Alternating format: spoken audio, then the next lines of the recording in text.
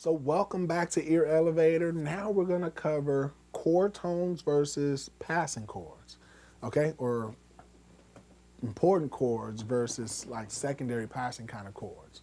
So usually the case is primary chords 1, 4, 5, they're going to be your main big bang kind of stuff.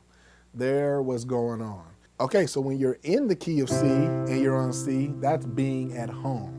When you go to the fourth tone of the scale, that's like being home away from home. Very close relationship, but we at like mama's house or probably our kid's house or something like that. Because C creates F. If you go back to how the circle of fifths work, you can take the major scale of C, change one note, and F is born literally out of C.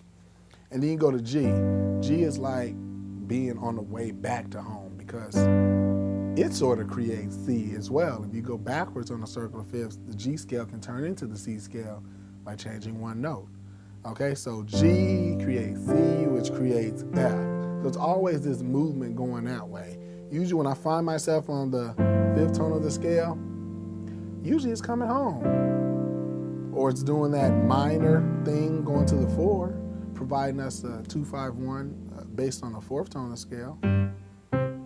That would be a 2-5-1 in the key of F. Or it's doing what we call a deceptive cadence. We talked about this in Song Station, where instead of coming home, it goes anywhere else but home. But really, it's just a prolongation of coming home. It's like when somebody's like, I don't want to go home, so I'm going to go blow some time over at this place or go over here or go to the stove. That's kind of like G saying, okay, we know you need to get home, but let's go to the sixth tone. And you feel like the song needs to end. It's like at the end, I just want to thank you, Lord. That's when people keep the song going. Instead of, they'll go, and then they'll stay at the 5, and then they'll go to the 6 instead of doing that, they'll stay at the 5 and then go to the 6.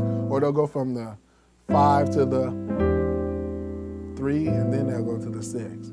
So a lot of that happens as well. But for the most part, G is coming home at some point. It has to. F is away from home. It could move different places. And then usually everything else is providing, variety.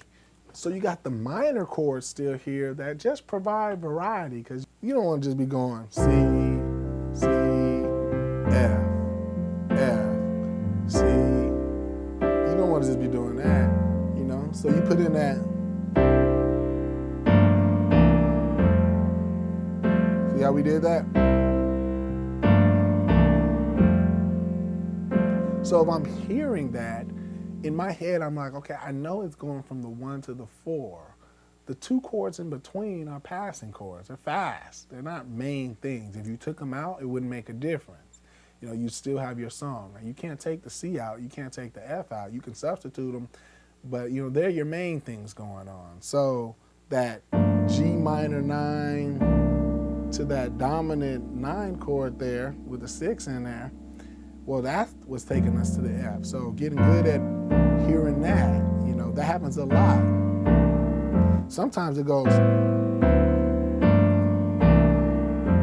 it'll back up and it'll do this, but it'll do that in terms of G first. It'll do a 2-5-1 in the key of G, like A, the same chord. This chord we're doing here, this G minor 9, is the same thing moved up a whole step here. A minor 9. Lower the thumb and then go to D on the bass, and then go to the same G minor 9. It's like the same pattern. You can even keep going and learn that whole thing using the circle of fifths. So hearing those things, that's what makes the song sounds better. So instead of going,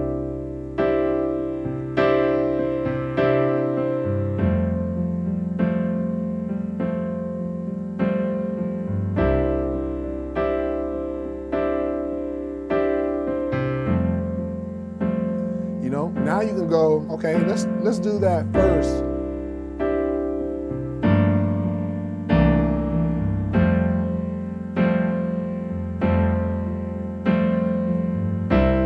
See, that was our first variation.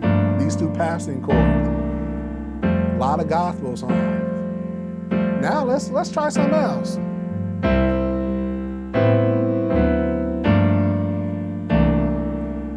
Same chord progression. We can add G to come back home.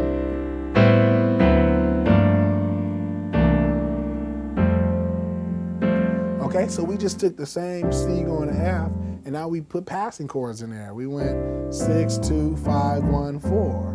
Now here's another thing. Instead of coming back from the 4 to the 1, or even going, notice I went from the 4 to the 5, because remember, 5 is we're on our way back home. 4, we're pretty much away from home, but home away from home. But 5, you can always use that to come back to a diatonic 1, a nice major sounding 1, always. There's really not any circumstances where you really can't, unless the song's doing something way different. So what else can we do? Remember I said the 1 and the 6, they substitute? This is what you call a tonic substitution. You know, these are relatives. This is relative major, the 6th tone is relative minor. You learned that in like fundamental factory. So sometimes you may hear songs, you might even be good at picking this 6, 2, 5, 1, 4. The numbers come from the bass. So 1, 6, 2, 5, 1, 4. Very common, okay? But you may hear the bass go, or they may go, you know, famous in gospel. If you don't know anything else, learn these sharp 9, sharp 5 chords, because anywhere you play minor chords, you can substitute these chords. Okay? Anywhere you do those chords, you can substitute these chords. You know, they work good too. They make it bluesy and altered. But what if you heard this progression? It went from 6, 2, 5, 1, 4, and then it went 3, and then it went 6, 2, 5, 1. Gospel does that a lot, okay? But what's really going on? Well, if you're listening to this, all you've done is substitute coming back home to going over here to cousin's house, the relative minor. We're relatives. That's all you've done. And it just so happens you set it up so that you could start it off doing the same thing you would normally do. So rather than just starting at home and then going to it, you just went straight back to it. So listen carefully. So we went 1, 6, 2, 5, 1. And then when we went 4, and then to the altered, 3, and then 6. But 6 pretty much is 1. And if you think about it, that's the C major 7. We're just playing A bass. That's how closely in relationship they are. Okay? So you're just starting the same thing. Everything has a purpose. Now you could even say, okay, well, I can either go directly there, but what if I back up? Because I know the 7th tone leads to the 3. If I'm hearing this in a song, or so people add that. And now they've just bypassed the 1. But we know it's there. We know what key we're in.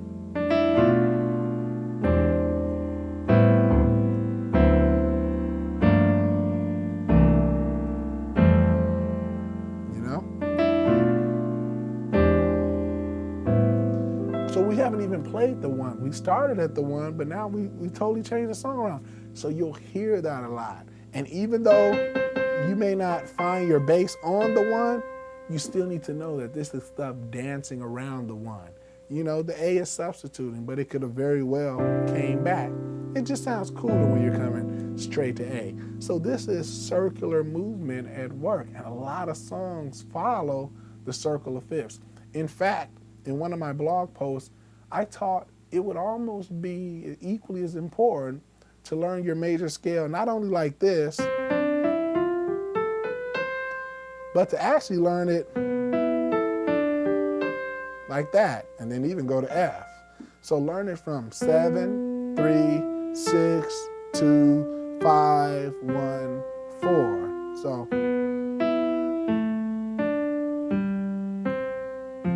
That's the easier way to do it. 7, 3, 6, 2, and then it just repeats. Because that's how music works. It's like one big circle. So, you know, starting at the 7th tone, if you played the chord that we know, okay, play this fancy chord, even though it's not diatonic, it's very common. It might as well be in gospel music. This is the major scale in circle. We basically took the whole major scale and rearranged it using the circle of fifths and started from the highest tone and made our way backwards. You would think we would end on C, but C also pushes to F. And pretty much after F, we get out of the scale. We really can't go any further. I mean, we can go, you hear this a lot too.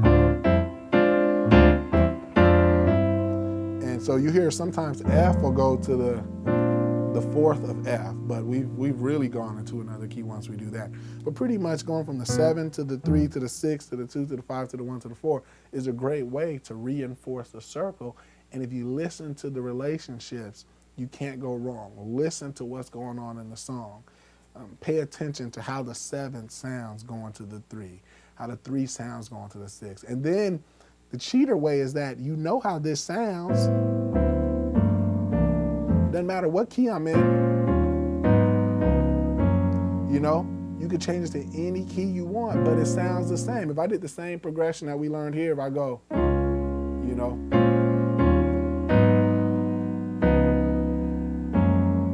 and then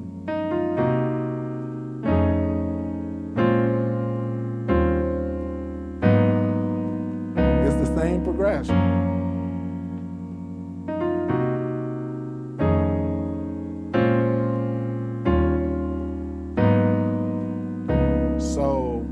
What is that? A relative pitch lets you know that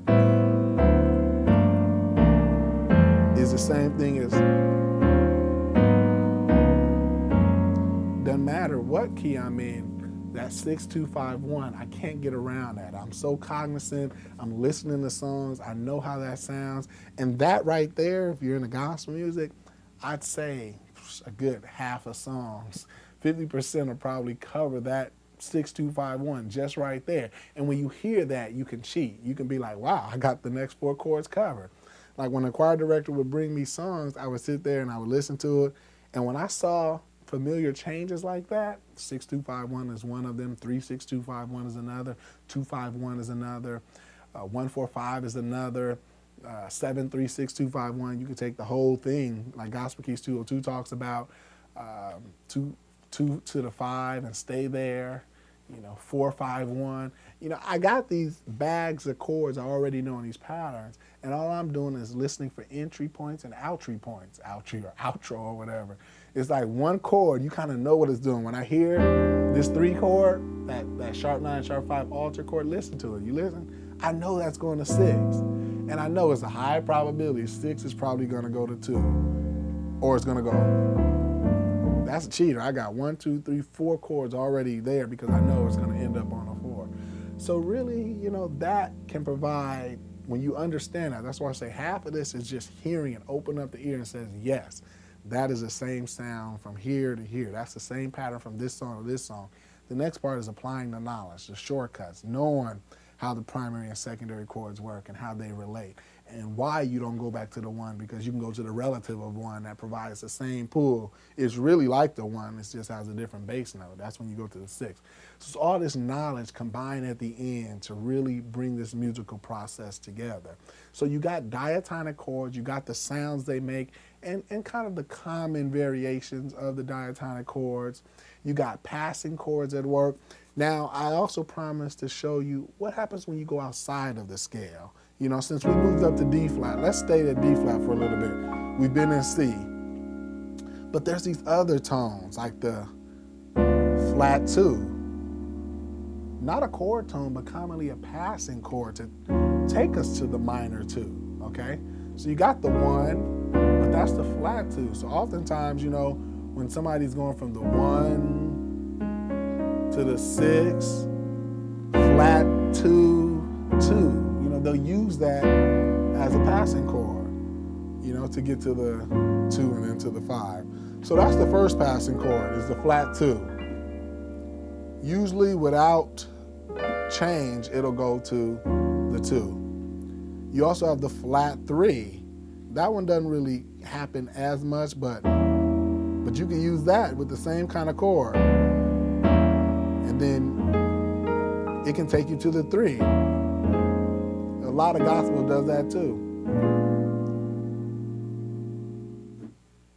Another common one is the flat 5. And this is kind of like a chordal chord, that we play, and that takes us to the 5. You get that a lot. Okay?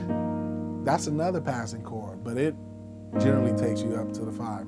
Usually these passing chords, they move up a tone and down a tone. So you can go, that works a lot.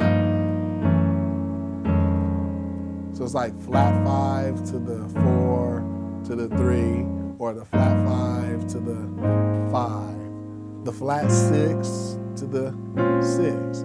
So a lot of these can work like that.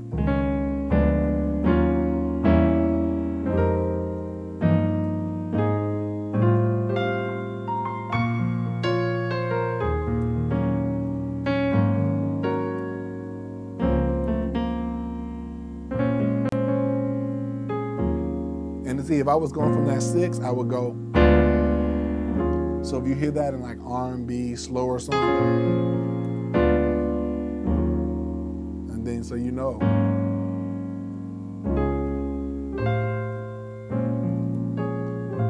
so this flat 6, they'll use that too. It goes down too, but usually it'll go up, or they'll use a diminished chord here, because you can go.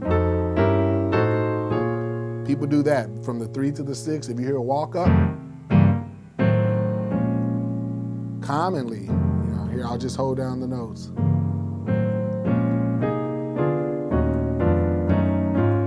That's a very common movement also in gospel music. So at the end of the day, with your songs, you got chord tones or main things going on, and then you have things in between that help to guide you. Now the difference is, for me, is that if I can take the chord out and there's really not a big deal, it's passing chord. It's moving us places. It's a transitional kind of thing.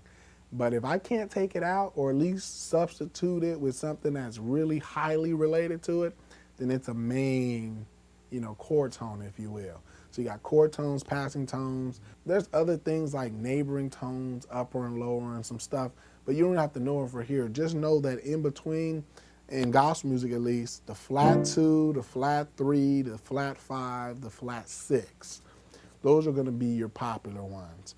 And pretty much those are all the rest. And the flat 7, I almost forgot.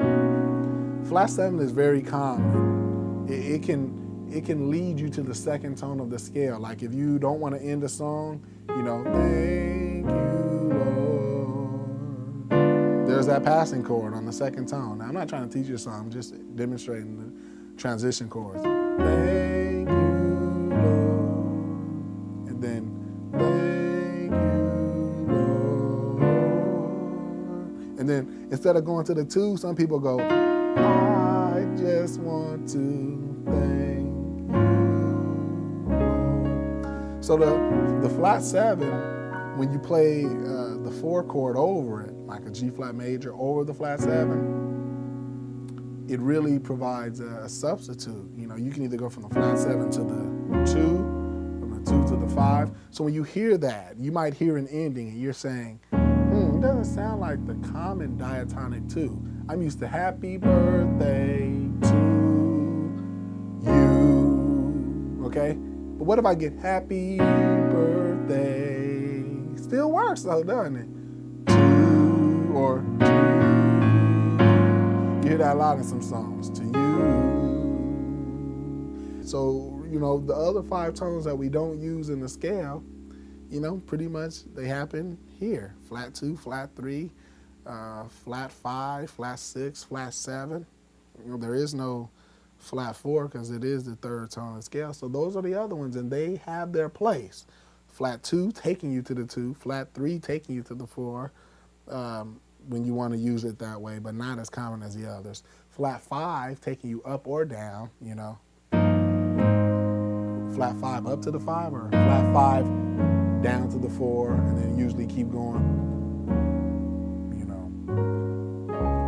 Or the flat 6 going up to the 7, or more, you know, bluesy or, you know, diminished chord there going up there, or flat 7 taking us to the 5, or flat 7 taking us to the 2. Very common. Bluesy kind of things, flat 7 can bring you back up to the 1 as well, you know.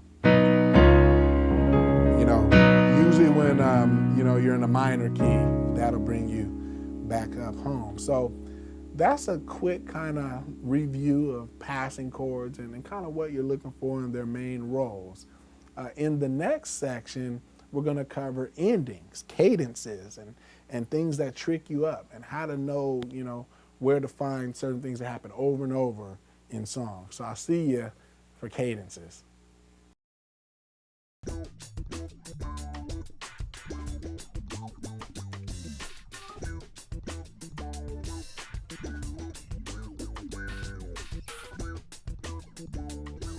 Okay, so welcome to the section on cadences. Now, there are 4 main types of cadences.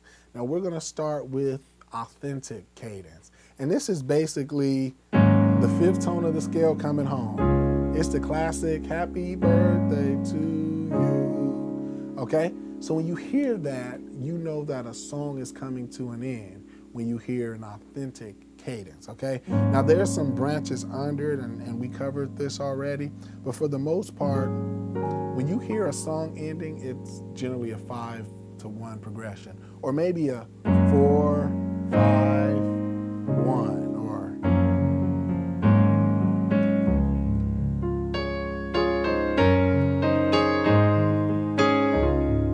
that's a 4-1. Worship, you know, and all I'm doing is, well, I changed it there, I'm coming home, but let's take them to my keys. Basically, I'm doing primary chords, but it's setting us up for what we call an authentic cadence. The 4, 5, 1. That's it. G flat major, D flat, G flat, and B flat, with G flat on the bass. A flat major, which is E flat, A flat, and C, with A flat on the bass, and D flat major. First inversion, F, A flat, and D flat, with D flat on the bass. This is an example of how a song is like supposed to sound.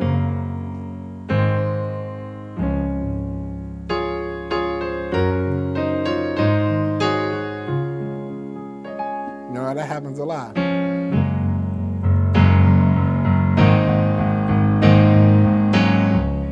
Okay, but we have another cadence, and that's authentic. That's just a typical 5-1 progression. We have another type of cadence. We call it the deceptive cadence, because instead of going 4, 5, 1, we know the 5 is usually supposed to come home. So when you're listening to a song and you hear that, you know, okay, I know what that is. I just have to take it to the right key. But I know that's some kind of 5 coming home, and they're basic major chords. But what if the 5 went anywhere else but home? So what about the 5 going to the 6, or the 5 going to the 3, or the 5 going to the 2? Anywhere else but 5 coming home.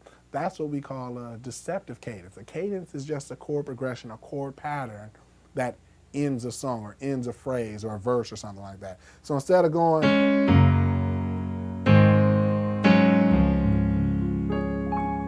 we're gonna go.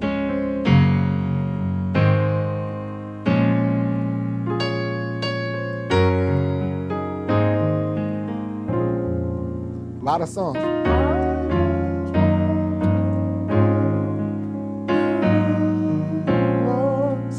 See, I'm used to that.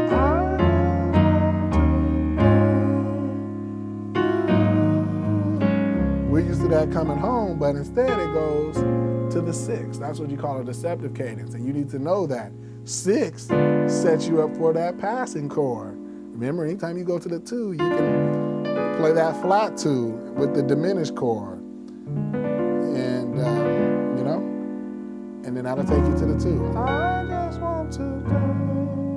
You could do passing chord here to take you to your deceptive cadence, or it's a part of your cadence. But anytime you just go from the 5, and instead of coming home authentically, like you're supposed to, or like most songs end, you do something else, It'll come maybe from the 5 to the 3, or the 5 to the 7, 3, 6. It'll do that a lot too.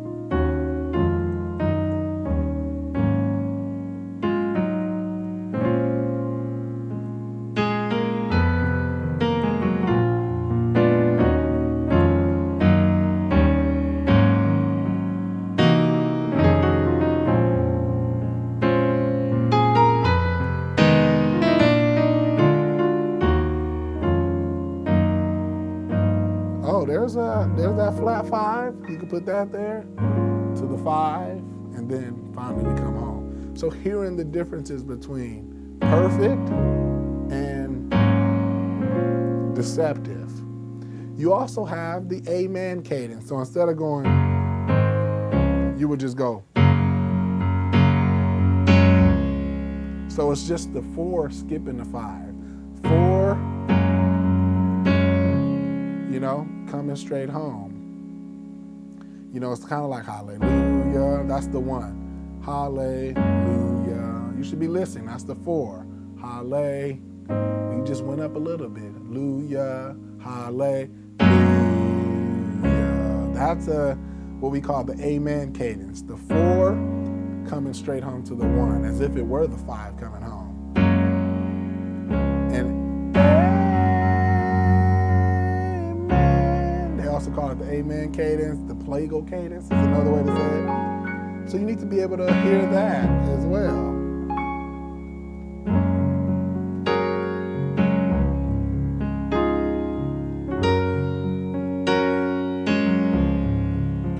That happens a lot in songs too, And the very last cadence that we're going to cover is what we call the half cadence. It's like the incomplete cadence. And that's when you're hanging out at the 5. It's usually the middle of your songs, For example, thank you, Lord. Thank you, Lord. There it is right there. Okay, Amazing Grace has it too. It's when you're hanging out at the 5. Yeah, it'll come home, but by the time it comes home, it's the beginning of the next verse, or the next phase of the verse. And that's what you call a half cadence, imperfect cadence, because it has a suspense. It leaves you hanging. Song is certainly not over. It's almost like you reached the middle point of the verse. And you want to listen for those too, because that's a lot different. Every song has them. The wheels on the bus go round and round, round and round. Kind of like that too. Round and round. It's not providing a complete ending. It's hanging out there. Okay, so half cadences, they give you that sense of just instability. You feel the need to return home, but it's not home in the same sense as the authentic cadence where, your songs are ending. So as you're listening to cassettes, you should be listening for these differences. Okay, what's a definite authentic cadence? That's the end of the song or some end of the verse where it's just a complete home. If we wanted to, even though the song's not over, we could stop the song here and people would clap. Authentic cadence all the way. Half cadence, we couldn't stop the song there. If we went, thank you, Lord, and just stopped at a half cadence, we'd be over. And that's kind of a test for you to know. If you can't stop the song there and it seems like it's hanging, usually you're on the 5th tone of the scale. You need to be at the piano to hear that. The 4 chord coming home to the 1 is a lot different than the 5, 1. Okay, so that's the difference. The amen cadence.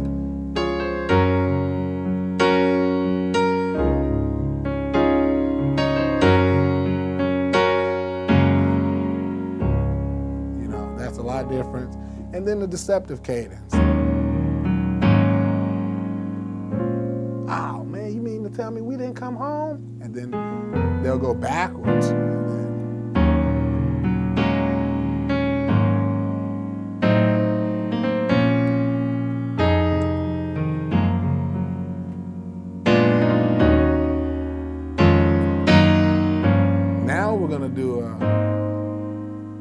tick.